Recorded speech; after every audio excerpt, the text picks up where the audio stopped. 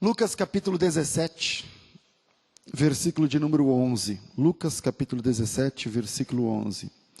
Diz assim: Dirigindo-se a Jerusalém, Jesus chegou à fronteira entre a Galileia e Samaria. E ao entrar num povoado, dali 10 leprosos, mantendo certa distância, clamaram, dizendo: Jesus, mestre, tenha misericórdia de nós. Ele olhou para eles e disse: Vão e apresentem-se aos sacerdotes.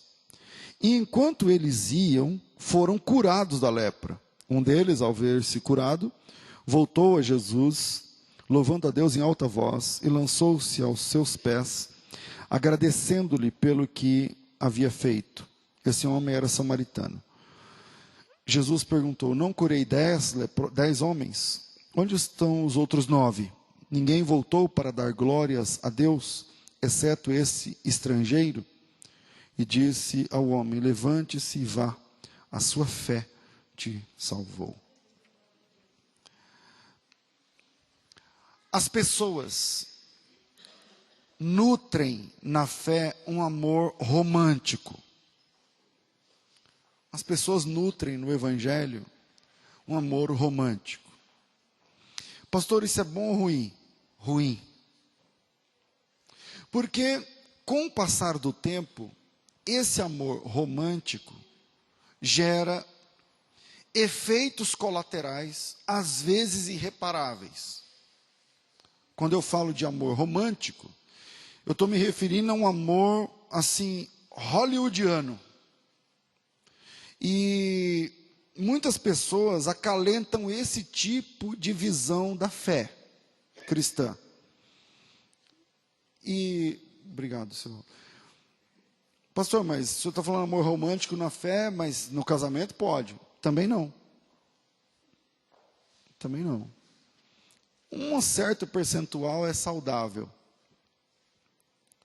Mas, assim como na vida a dois, o amor romântico não pode imperar num relacionamento.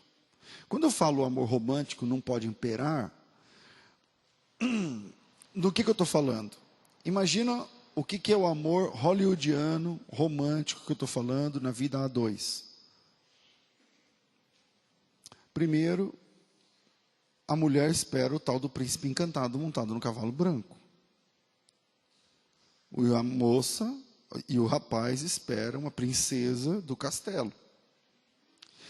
Então, se isso funcionasse de verdade, a mulher esperaria todo dia, quando vai dando umas 5, 6 da tarde, ela está esperando o príncipe chegando, né? Lindo, cheiroso, imberbe, montado no cavalo branco, com uma espada,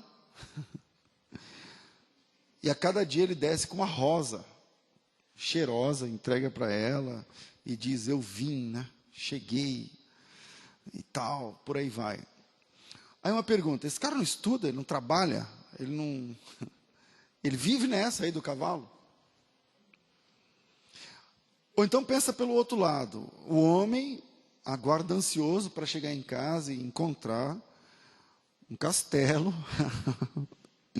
decorado, uma mulher fascinante, magra, do cabelo até a cintura.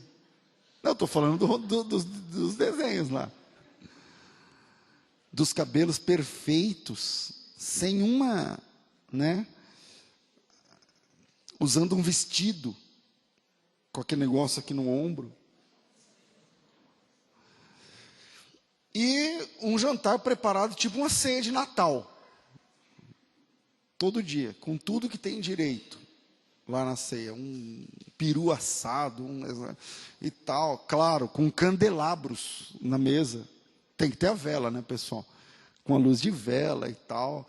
E aí, quando você chega, ela diz: oh, meu amado, já chegaste. Porque parece que tem esse negócio, a conjugação verbal. Também não funciona na primeira pessoa, você está entendendo? Tu já chegastes para o jantar. Oh, minha querida, sim, eu já... Bom, isso acontece? Não, não acontece. Mas o problema é, e quando a pessoa espera isso?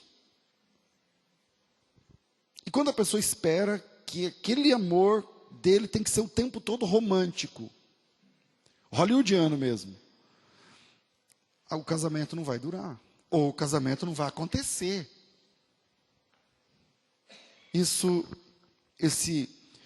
Essa decepção com o amor acontece também na fé. Pessoas que esperam que a fé cristã vai dar um jeito na vida delas como um todo, entram na igreja com esse romantismo, que eu me converti, sou crente agora, então tudo vai entrar no lugar na mesma semana, no mesmo dia de preferência, porque eu sou crente, fui lá na frente, o pastor pôs a mão na minha cabeça, orou, falou, sai para os espíritos malignos, agora tudo tem que funcionar. Agora tudo tem que dar certo na minha vida. E as pessoas esperam que a fé cristã dê jeito na vida como um todo. Dê jeito na vida como um todo. Eu já flagrei pessoas dizendo, pastor, estou na igreja, estou fazendo tudo certinho. Fala desse jeito para mim, já. Estou fazendo tudo certinho. Já falaram isso para vocês ou não? Por que não está dando certo? Falei, mas o que não está dando certo? Está dando tudo certo, meu irmão. Jesus morreu pelos pecados, tal, perdoou os pecadores, tal. O que está dando errado? Não, porque eu não fui promovido, eu esperei que era eu, sabe, quando você sente no coração, e não sei o que lá e tal, eu achava, aí não fui promovido, foi o outro que me odeia, e eu odeio ele, é ele que foi promovido, pastor. Por que não está dando certo? Peraí, está tudo dando certo no Evangelho. É que você achava que era para isso, mas não é para isso. Então, aquilo que os filósofos acusam, eles fazem uma crítica à filosofia, chamando de fé metastática. O que é fé metastática? Quem gosta de pesquisar, pesquisa isso aí. Fé metastática. Sobretudo, alguns escritores franceses falam sobre fé metastática, que é onde as pessoas esperam algum tipo de magia, algum tipo de milagre, onde num segundo tudo se transforma. Então você vai na igreja, tudo lascado, todo quebrado, a vida amorosa, a vida financeira, os relacionamentos, tudo. Aí chega lá e faz assim, plique, pronto. Bebeu uma água que veio do Jordão, ou pegou uma toalha que um pastor, um apóstolo deu, que rezou, benzeu, e aí pronto. Tudo se transformou. As pessoas vêm para a fé com essa ilusão.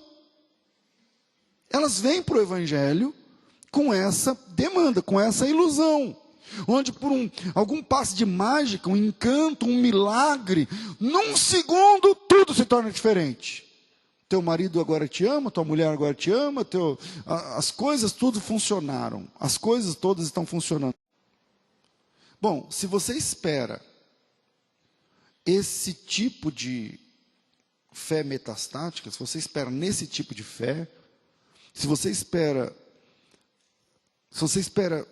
esse tipo de resultado, eu já quero começar dizendo que você errou o endereço. Agora são 9h, não sei se dá tempo, mas como aqui você não vai achar nada disso, fica à vontade para sair e procurar outra igreja. Talvez dê tempo de você ainda chegar pegar uma promessa dessa aí, entendeu? Se você espera que você vai e plique tal, Shazam, sei lá o quê, e aí tudo vai entrar no normal e chegar na sua casa, tudo é diferente, chega na sua está tudo nos conformes. Então, agora faltam 8:55, não sei, se você acelerar, pode ir embora. De verdade, estou esperando. Se alguém quiser, pode ir mesmo, porque aqui não vai achar, não é hoje, nem amanhã, nem não vai achar. Talvez você ainda encontre uma igreja evangélica aberta, exatamente dessas que prometem aquilo que você tem como demanda e que você tentou aqui, não é. Dá tempo para ir ainda, dá tempo, porque esse pessoal termina tarde, dá tempo. Ou se você está assistindo essa pregação no YouTube, estou falando aqui para nós ao vivo, mas depois o Júnior coloca no YouTube e fica lá um monte de gente assistindo. Tem deles que está mais de 1000 e tal. Se você está assistindo no YouTube, ou qualquer outro serviço de vídeo na internet, cara, dá tempo de dar o stop, abre uma aba de Google e coloca lá alguma, sei lá, vamos pensar, pregações com promessas de milagres. Você vai achar vídeos, você vai achar esses caras que falam essas coisas que você quer ouvir. Esse é o problema com o amor romântico. Ele gera expectativas. O amor romântico gera expectativas. E quando elas não são alcançadas, gera decepção. Quando você tem uma expectativa numa pessoa que não funciona, você se decepciona com aquela pessoa. Você se ilude com aquilo. Tá certo? E muitas vezes isso acontece.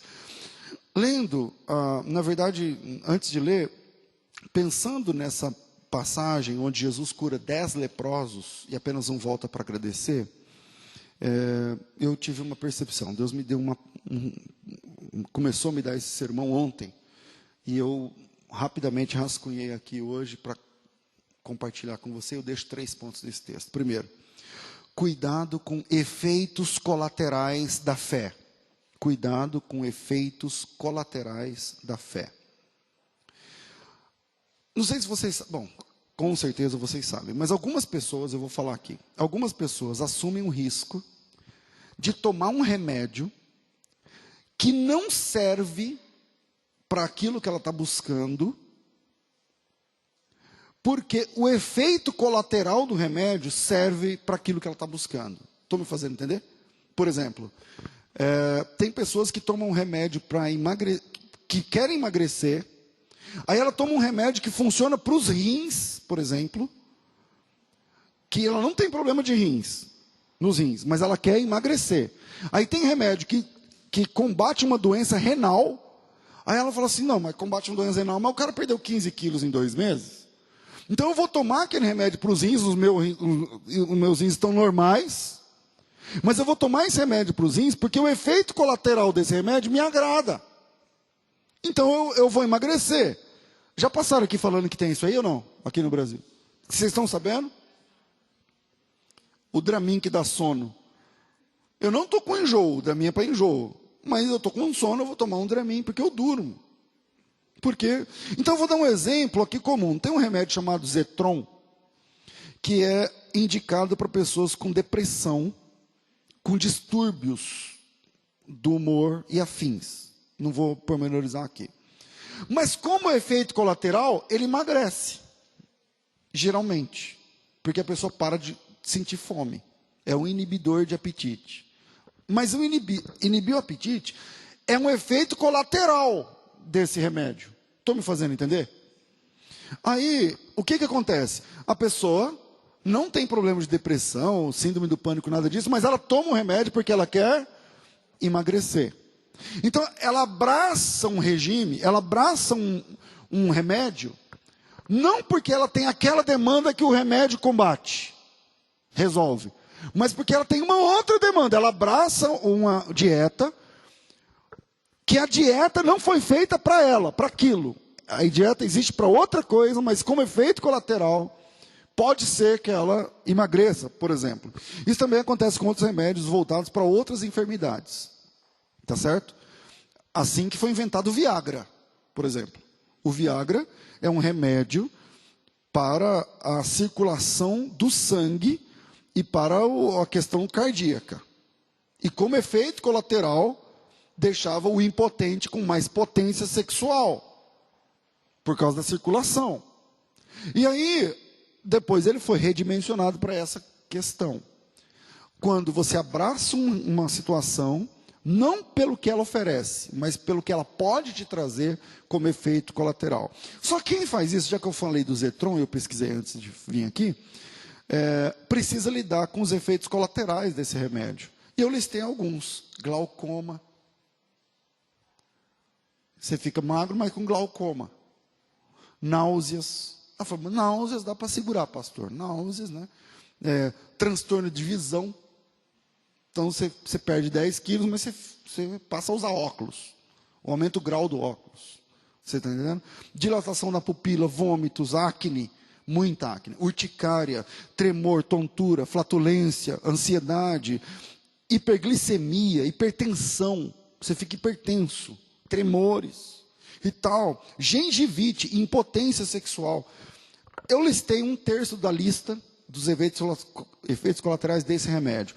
Aí eu pergunto, vale a pena estar mais magro, mas ter de lidar com tudo isso? Eu acho que não.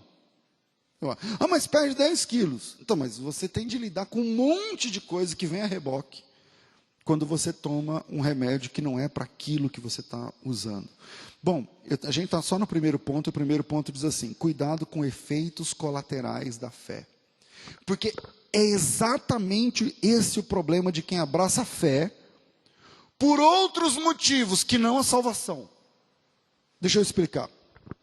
A pessoa não quer salvação, não ama Deus, não quer se entregar a Jesus, mas ela descobriu que na fé cristã, no Evangelho, tem saída para o seu casamento. Então ele vem. Ele descobriu, ele não quer saber de salvação, céu, negócio de volta de Cristo, ele não quer nada disso aí. Mas ele percebeu que na fé, ele pode encontrar resposta para o seu vício. Ele não quer saber, ela não quer saber de salvação, céu, nada disso. Mas ela descobriu que na fé, pode ser que como efeito colateral de ser crente, ela pare de beber. Ou o marido deixa de beber. Ou o filho sai do homossexualismo. Ou, eu estou falando assim, tem gente que vem para o Evangelho, mas não pela salvação. Porque ele está buscando alguns efeitos colaterais do Evangelho. Estou me fazendo entender agora? Então quem abraça um remédio que serve para outra coisa, tem de lidar com os efeitos colaterais daquele remédio. Pastor, agora estou começando a entender. O que o senhor quer dizer então? Eu quero dizer que quem abraça o Evangelho por outro motivo que não a salvação, tem de lidar com os efeitos colaterais do Evangelho. Aí você fala assim, pastor, mas o Evangelho tem efeito colateral? Tem. Tem. Por exemplo, quem abraça o Evangelho só pensando numa cura, não consegue lidar com outros efeitos colaterais. Por exemplo, quem é crente tem que perdoar. Tem que perdoar, não é uma opção.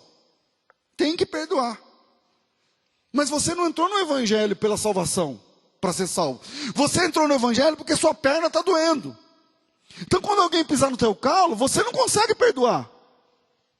É um efeito colateral. O perdão é um efeito colateral do Evangelho, que você não consegue lidar com ele.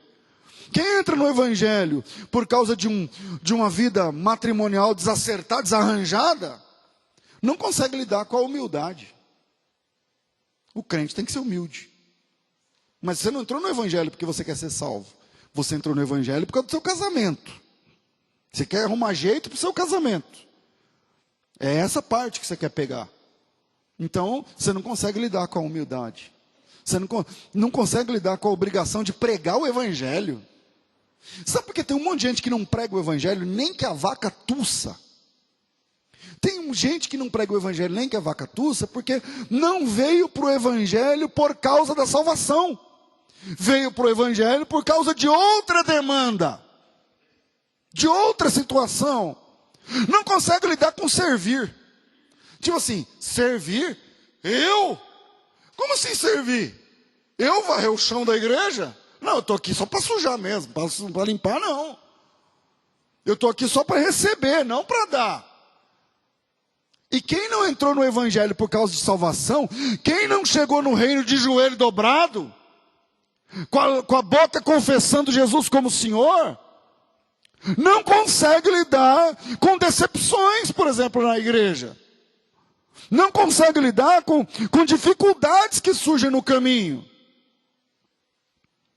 Não sabem lidar com isso. Por que não sabem? Porque não ingressou no Evangelho por causa da salvação. Para aquilo que o Evangelho serve para fazer. E como não é por causa disso, gera efeito colateral. É o remédio para o rim que emagrece. Quem toma um remédio só para emagrecer e não tem problema nenhum nos rins, começa a ter problema nos rins. E começa a ter problemas em outras áreas.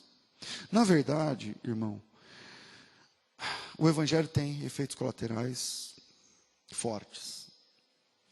Mas o Evangelho funciona bem para quem quer ser salvo. Se você quer ser salvo, vem para o Evangelho. Se entregue na fé, pule de cabeça, sem reserva. Se você quer ser salvo, o evangelho é seu número, vai dar certinho para você. Agora, se você não quer ser salvo só por causa do teu casamento, da tua filha, do teu avô, do teu cachorro, da boiada, da padaria, do restaurante, da tua avó, da tua impinge, do sei lá o quê, você não vai conseguir lidar com os efeitos colaterais, porque você tem que perdoar, você não perdoa, você vai ter que perdoar. Você vai ter que pregar, você não prega. Você vai ter que amar, você não ama. Se você está atrás de uma cura, por exemplo, o apóstolo Paulo diz assim, ó, eu falo como louco, como fora de mim. Deixa eu dar uma assim.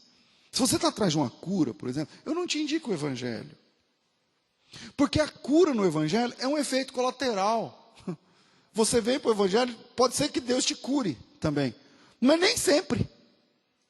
A cura no evangelho é só um efeito colateral. Assim como o emagrecimento, no caso do remédio que eu citei, é só um efeito colateral.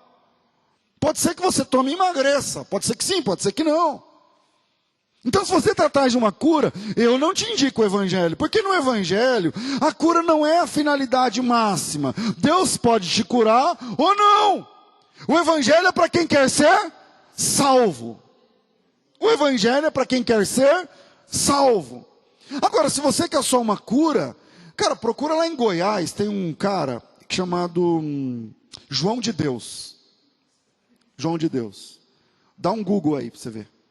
Porque se o seu negócio, você vai para o inferno mesmo no final, mas se o seu negócio é só uma cura, eu tenho hérnia de disco, pastor, o médico falou que é inoperável, porque está na C4 e C sei lá o quê, cara, vai lá em Goiás. Vai lá em Goiás. Se o seu negócio é só ser curado, tem um cara lá, um curandeiro, chamado João de Deus, um espírita, né, que ele abre as suas costas sem anestesia, velho. Ele raspa seu olho com uma faca de cozinha. Já viram isso ou não? Cara, funciona. Se o grande lance é só tratar sua dor, sua ferida, vai lá, ele vai tratar a sua doença. Pode ser que funcione, pode ser que não, mas é isso só que vai acontecer. É isso. Você quer o seu problema na coluna, vai lá, ele vai mexer na coluna. Não vai exigir santidade, não vai exigir fidelidade, não vai exigir serviço, não vai falar para você pregar para ninguém, não tem que perdoar ninguém, não tem que amar ninguém, é só tratar a ferida. Porque no evangelho, pode ser que trate a ferida, mas, cara, você tem que amar pessoas. Você tem que pregar a palavra. E esse é um efeito colateral que o ímpio, que a pessoa que não ama a Deus, não consegue lidar com isso. Não consegue. Então, se você quer resolver um problema amoroso, tua mulher não quer mais você, não aguenta teu cheiro, teu marido não quer mais, está pensando em ir embora de casa, fez a mala 2, 3 vezes, e não sei o que lá. E você está na igreja por causa disso, procura uma cartomante. No poste aí fora, deve ter. Trago em 7 dias. Se for na Grande São Paulo, por exemplo, lá em São Paulo tem. Porque também o cara vai cantar na Bahia, né? 7 dias, demora tal. Procura um tarô, uma taromante, um cartomante, uma benzedeira. Porque pode ser que funcione bem para aquilo que você quer. Para aquilo que você quer. Mas não venha para o evangelho com essas demandas. Não venha. Não venha. Por quê? Pastor, por que o senhor está dizendo não venha? O senhor já abriu a porta falando que eu quiser ir embora, posso ir. Agora o senhor está dizendo que não é para vir para o evangelho com demandas assim. Por quê? Porque você não vai conseguir lidar com os efeitos colaterais da fé. Se você vier para o evangelho, cara, você vai ter que trabalhar na fé. Você quer? Não quer. Não quer, você só quer ser curado, só quer a mulher de volta, só quer o amor, só quer o bem bom, só quer o romantismo. É isso que você quer. Então não, você vai ter que amar, você vai ter que perdoar, você vai ter que aguentar, você vai ter que ofertar, você vai ter que dar teu dinheiro nesse negócio chamado reino. Você vai ter que se desgastar, você vai ter que ajudar pessoas que você não conhece, você vai ter que pregar o evangelho, tem que ajoelhar. Muitas vezes, volta e meia, tem que ajoelhar, orar. Você tem que orar antes de comer, orar para dormir, para acordar, orar antes de tomar decisões. Não é com você. Não é isso que você quer. Então, se você não quer nada com salvação, não venha para o evangelho. Não venha para o evangelho. Né? Pastor, como assim? Eu vou ter que orar para tomar qualquer decisão? Vai ter que orar para tomar qualquer decisão. Nossa, às vezes Deus demora a responder. Às vezes Deus demora a responder, ou então não responde do jeito que a gente quer que Ele responda. Entendeu? Você quer que Ele fale sim, Ele fala não. Você quer que Ele fale vai, Ele fala não vou falar nada agora. É difícil. Ou então a gente não entende o que Ele está falando. Pastor, o senhor está dizendo que a gente ora perguntando qual é a vontade de Deus, e às vezes a gente não entende. É isso que eu estou falando. Ou não é assim com a gente? Aí você ora, aí você sente que Deus está movimentando para algum lugar, mas você não sabe para onde. Aí você consegue fazer isso? Não, então não é isso que você quer. Então procura aí fora. Então se você está na fé em busca de qualquer outra coisa, além da salvação em Cristo, eu te dou um conselho, sai fora porque não compensa. Fé cristã é para quem ama Jesus e quer ser salvo. Fé cristã é para quem está interessado na salvação em Cristo e para quem no último dia quer estar ao lado de Cristo pela eternidade, pelos séculos dos séculos. Fé em Cristo é para quem ama a Deus e quer pregar o Evangelho, e quer transformar vidas, e quer alcançar o outro continente, e quer pregar para a família, e quer trazer pessoas aos pés da cruz, que gosta de se ajoelhar, chorar e babar na presença de Deus, que gosta de tomar decisões baseadas em oração, que gosta da direção de Deus. A fé cristã é para esses. Agora, se não é sua praia, vaza, irmão. Porque não vai funcionar para você. Deus não vai fazer uma concessão. Olha, o evangelho é para salvação, mas vou nesse caso. Não, não vai funcionar. Não vai funcionar. Você está na igreja por causa da tua namorada, do teu namorado, por causa de homem, por causa de mulher, por causa de dinheiro. Então não é aqui, cara. Não vai dar certo. É o primeiro? Eita. Cuidado com os efeitos colaterais da fé. O evangelho tem efeitos colaterais. Por isso, às vezes, quando eu faço apelo, eu falo, para aí. Pensa bem. É isso que você quer? Porque tem que perdoar. Tem que pedir perdão. Tem que se humilhar. Tem que pregar. Tem que orar. Tem que cantar, tem que louvar. Crente é outra vibe, é outro esquema. Você vai viver em outra. Segundo, grandes milagres, às vezes só acontecem na caminhada. Grandes milagres, às vezes acontecem na caminhada. Você percebeu nessa cura o que aconteceu? Jesus está viajando para Jerusalém e ele passa na divisa ali entre Samaria e Galileia. Ele está indo para a Judéia. E aí vêm leprosos. Ninguém sabe de qual das partes da divisa é esse pessoal. Senhor, mestre, tem misericórdia de nós, não sei o que lá. Aí Jesus chama os caras e fala o seguinte: Jesus não põe a mão nesse pessoal, não ora, não fala nada. Jesus dá uma ordem para eles, uma ordem de direção mesmo. Fala assim, ó, vá nesse endereço, vá para esse lugar. Jesus diz assim para eles, como que é? Achou aí no texto? Vai mostrar-se aos sacerdotes. Está no plural, não está? Está no plural? Vão e se mostrem para o sacerdote. Os caras receberam uma direção, aí eles vão. E eles saem da presença de Jesus leprosos. Eles chegam leprosos, conversam com Jesus, recebem uma ordem de Jesus e vão embora leprosos. E enquanto eles estão obedecendo a direção que Jesus deu, acontece a cura. No caminho, na caminhada, eles são curados. É isso que está acontecendo aqui nesse texto. Então, essa cura não aconteceu na hora. Ela não aconteceu como eu estava falando agora da fé metastática. Não, tem cura que demora, não é? Tem coisas que Deus vai nos dar ou nos tirar.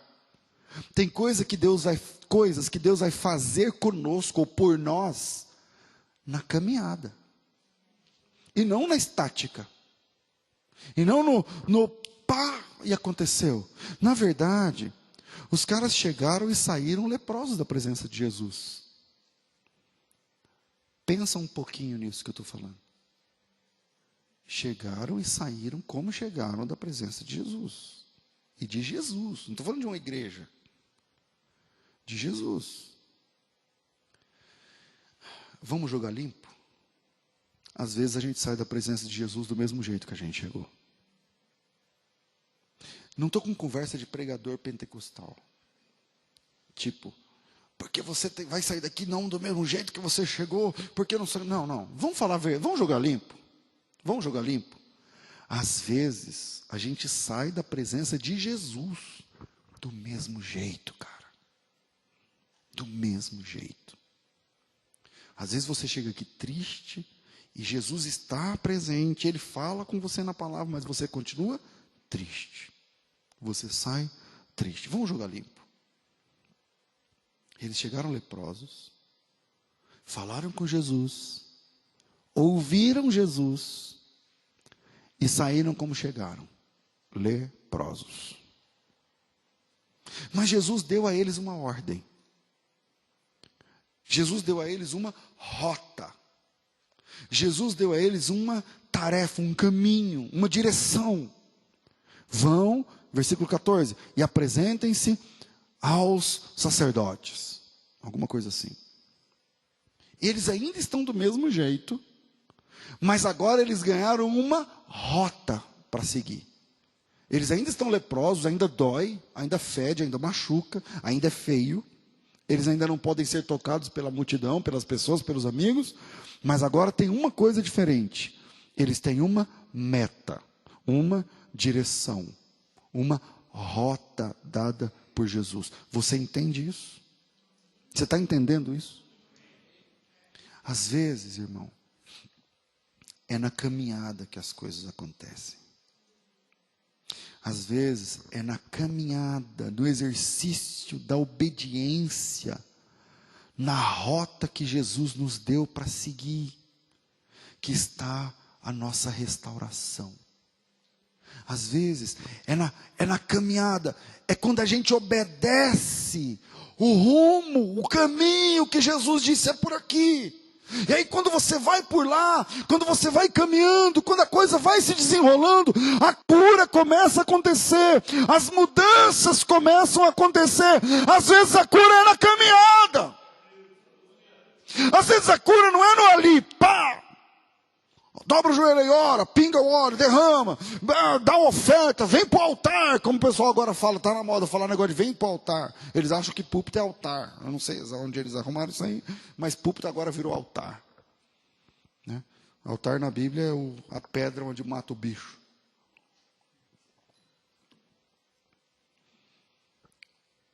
Então entenda uma coisa, Deus, eu não sei quais são as suas demandas agora, mas Deus pode sim mudar tudo a seu respeito. Mas às vezes, Ele espera que você se exercite na direção que Ele mandou. Às vezes Ele espera que você se exercite na rota que Ele te colocou. Deixa Deus falar com você hoje. Na palavra. Não está falando?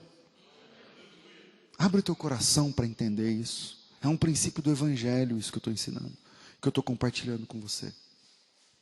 Às vezes você vai sair daqui do mesmo jeito, mas na caminhada, no rumo que Ele mandou, mas se você caminhar na direção que Ele falou, mas se você caminhar do jeitinho que Ele mandou, mas se você for aonde Ele mandou você ir, se você fizer do jeito que Ele mandou fazer, se você lidar do jeito que Ele mandou lidar, se você reagir do jeito que Ele mandou reagir, se você falar do jeito que Ele mandou falar, se você ouvir do jeito que Ele mandou ouvir, se você fizer do jeito que Ele mandou fazer, a restauração pode acontecer na caminhada.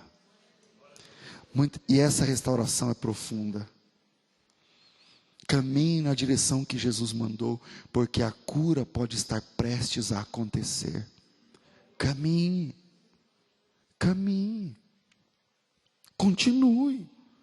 A questão não é apenas o exercício de caminhar, de se movimentar, mas é a obediência à palavra dEle.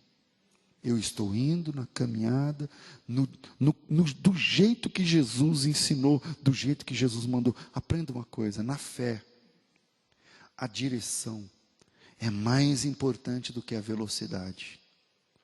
Não é se você, não, eu já dei dízimo, já dei oferta, já fui para cá e para lá. Não é a velocidade, não é a intensidade. Na fé, direção é mais importante do que velocidade. Não é se você está caminhando rápido, mas se você está indo na rota certa, se você está indo na direção certa, exatamente aonde Ele mandou ir. Exatamente aonde Ele mandou. Obedeça o que Jesus falou e você vai receber o que Jesus prometeu. Obedeça o que Ele mandou e você recebe o que Ele prometeu. Obedeça o que Ele falou e você recebe o que Ele prometeu que aconteceria. Na fé, direção é mais importante do que velocidade. É o segundo? Milagres às vezes acontecem na caminhada. Na caminhada. Terceiro, e a gente encerra. O bem funciona na direção oposta do mal. O bem funciona na direção oposta do mal. Presta atenção. A lepra é uma doença na pele que evolui para a carne, para o tecido muscular, e aí vai entrando.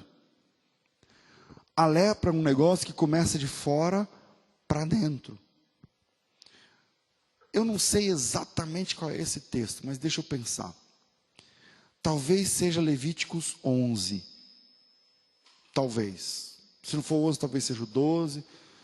E se não for Levítico, talvez seja Números. Mas se vocês puderem me ajudar, num desses dois livros, nesse capítulo 11, por ali, tem ali como que a pessoa é diagnosticada com lepra. Alguém achou? Eu tento procurar aqui também, porque eu não estava preparado esse texto no meu sermão.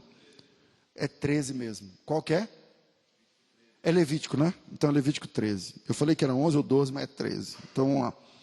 Em Levítico 13, o Senhor está dizendo assim para o Moisés, como é que funciona para diagnosticar um cara com lepra? Qual que é o versículo? Então, mas é todo o capítulo, e como é um capítulo longo, eu não vou ler para vocês, mas ele diz o seguinte, versículo 3, o sacerdote examinará a região afetada na pele, se houver ali pelos que ficaram brancos, e parecer que o problema é mais profundo que a pele, é lepra. Ele está dizendo o seguinte, se tiver um vermelhidão, e o pelo ficar branco, e esse vermelho for mais fundo do que a pele normal, é lepra. Então, aí ele vai dando mais dicas, né? Se contudo a região afetada da pele apresentar apenas uma descoloração branca e mancha, mas não for mais profunda que a pele, se os pelos da região não se tornaram brancos, o sacerdote isola a pessoa por 7 dias, para depois fazer um exame. É uma questão aí, como é que se diagnosticava a lepra? Quando era lepra, o sacerdote esticava a mão, a palma da mão direita para o doente e dizia, você está imundo. Com essa palavra ele perdia a casa, ele perdia o convívio familiar, ele perdia o lugar na cidade, ele tinha que ficar fora da cidade, ele era intocável, porque ninguém podia tocar um leproso, tal, porque a lepra pegava. Bom, a lepra é uma doença que começa na pele e vai entrando dentro da pessoa. Então, é uma doença que começa de fora para dentro. A lepra não tem cura. Jesus curou alguns leprosos. Desse texto, por exemplo, ele curou 10 de uma tacada só. Alguns leprosos. Tem gente que acha que todo o evangelho serve para curar, tal, tal, tal. Bom, juntando Mateus, Marcos, Lucas e João, Jesus fez 35 milagres. No Novo Testamento, Jesus Cristo fez 35 milagres. Então, não é muito, em vista da expectativa grande das pessoas e tal, tal. Não sei se estou me fazendo entender. Não é que eu gosto que seja assim, mas tem 35 milagres na Bíblia. de Jesus nos 4 evangelhos juntos. Eu estou, claro, tirando aqueles que são repetidos em 2, 3 evangelhos, né? Que é o mesmo milagre, repetindo em 2 ou 3, geralmente em 3 evangelhos. Mas, quando a gente fala de cura, ao contrário da doença, a doença vem de fora para dentro, a cura em Deus vem de dentro para fora. Grava essa diferença aí. A doença vem de fora para dentro, mas a cura vem de dentro para fora. Pastor, onde o senhor vai chegar com isso aí?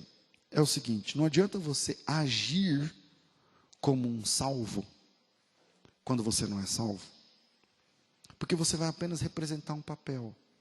Se não é uma coisa de dentro para fora, primeiro dura pouco. Já vi, quem é macaco velho de igreja sabe.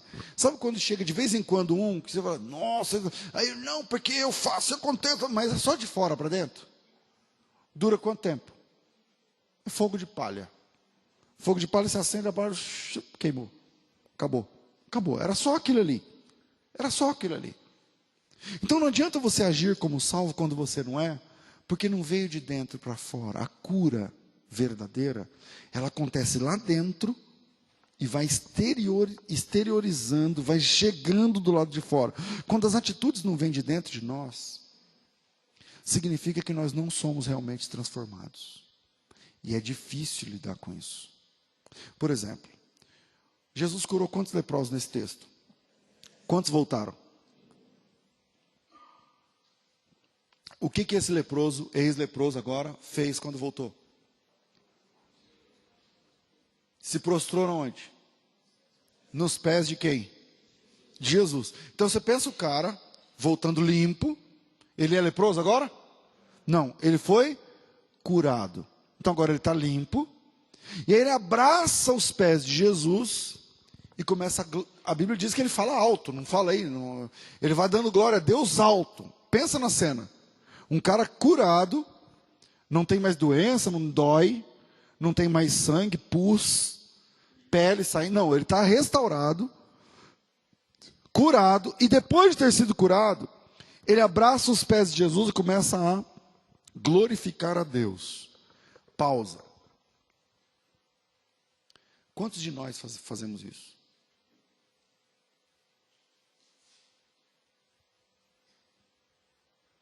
Quantos de nós faz isso? Porque sejamos sinceros, a maioria de nós só agarra nos pés de Jesus, clamando com voz alta, quando precisamos de alguma coisa.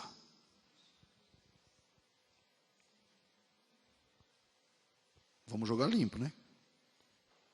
A maioria de nós só vai aos pés de Jesus com essa gana na oração, com essa altura de voz na oração, com essa intensidade de se prostrar e segurar nos pés e clamar, quando nós temos alguma demanda, ou seja, a maioria de nós ora de forma interesseira.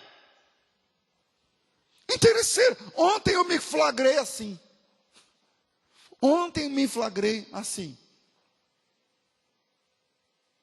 Eu estava no carro indo de uma reunião para outra, de uma situação para outra, e eu orei. E na minha oração, no carro ali e tal, no trânsito, orei alto dentro do carro, diante de Deus isso. Falei assim, Senhor, eu preciso ser usado. Eu estava pensando nessa pregação, porque Deus tinha me dado esse texto, e estava na minha cabeça, mas eu não tive tempo de parar, pegar a Bíblia e ler o texto ainda. Eu conheci o texto, eu fiquei meditando, puxa vida, nunca ouvi ninguém pregar sobre isso que eu estou falando agora. Sobre os leprosos, que a cura é no caminho, e não sei o que e tal, estava nessa sacada aí. E aí eu falei assim, Senhor, eu preciso que o Senhor me use nessa palavra. E eu senti nitidamente, sabe quando Deus responde na hora? Nitidamente, como se Deus dissesse assim, abre aspas, então você só está orando porque você precisa.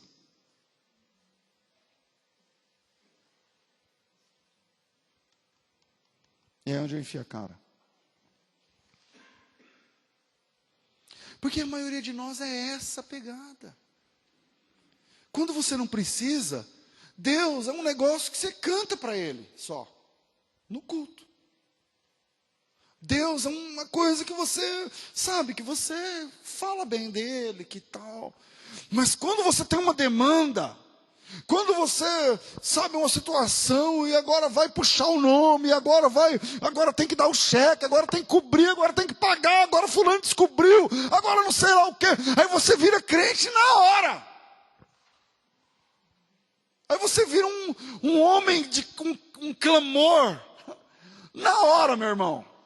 Na hora, você vai para os pés de Jesus, porque Jesus, eu te amo, porque o Senhor não é santo, porque o Senhor é isso, porque louvado, engrandecido, e vem na vigília, e vem na oração, e vem no jejum, e vem na vigília, e vai à tarde na casa do pastor, e distribui folheto, põe meu nome aí, e pinta a parede de igreja, não sei o que lá, mas porque você tem uma demanda. Esse cara, ele abraça os pés de Jesus, e ele dá glória a Deus alto, sem demandas. Ele foi curado já. Os outros 9 nem voltaram. Está na pegada da nossa geração, os outros 9.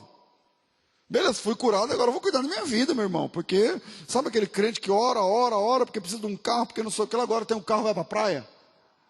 E esquece da obra. Agora eu preciso ir para o sítio. Aí vai para o sítio, para a praia, para não sei o que lá.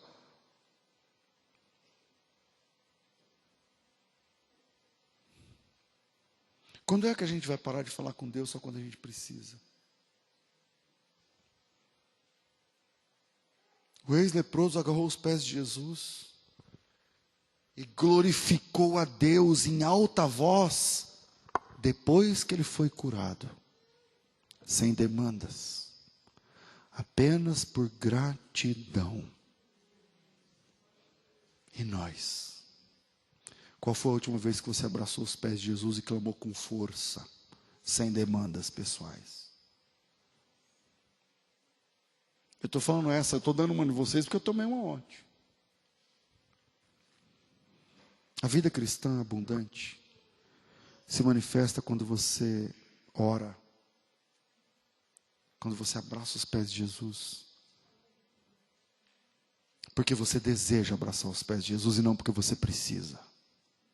A vida cristã abundante se manifesta quando você dá glória a Deus, não porque você precisa de alguma coisa, mas porque você entende que Ele já fez muita coisa por você. A vida cristã plena se manifesta quando você vai aos pés de Jesus, não para pedir, mas para agradecer, para louvar o nome dEle. E vai por mim, você tem motivos. Você tem motivos. Talvez você tenha hoje aqui demandas específicas. Caso cabeludo, que só Deus para resolver. Eu creio, pode ser. Mas vai por mim. Você tem razões para louvar. Você tem motivos para dar glória a Deus. Você tem motivos para ir aos pés de Jesus apenas para dizer: Senhor, eu te louvo, eu te amo, porque o que o Senhor fez na minha vida é maravilhoso demais. Pense nisso. Que Deus te abençoe em nome de Jesus.